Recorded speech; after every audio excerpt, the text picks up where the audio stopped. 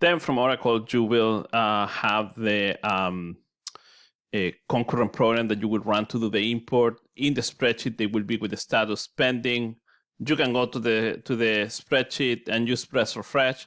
And when that concurrent program finishes in Oracle, that status will finish on the spreadsheet and then will tell you if it was accepted or rejected. Now, in some cases, you will have some transactions that they will be rejected. Then you will submit them in Oracle, go back to your spreadsheet, do the refresh, and then get some errors. And you want to correct them. Then to correct them is pretty simple. You can download all the rejected ones in a new spreadsheet if you want. And then you can see not only the ones that you have uploaded just now, but also see all the ones that were rejected on the past. Then I will use, in this case, the download using form, get the ones that are rejected, download them on the spreadsheet, and then I could delete them. And then if you see they have a specific transaction ID, and then I just want to delete them to be able to re-upload them as new transactions to Oracle.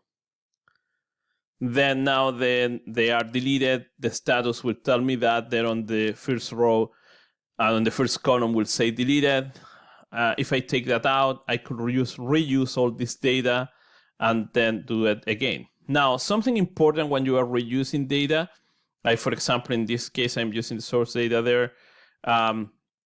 You can do it, but you will need to take care of taking out all the reference IDs and all of that. Then, for example, in this case, if I take them out, and you will see here that I have some IDs, and then if I try to upload them with the same transaction reference ID, the integrator will give me an error and will say, like, you can't do it because this transaction ID needs to be empty. Then in my case, I will delete the transaction ID, and then also I will delete the reference, the original trans reference, and then I will re-upload them, and then new information will get there. And then if you see, also I have all the information, like descriptive flexors, etc., from the previous upload.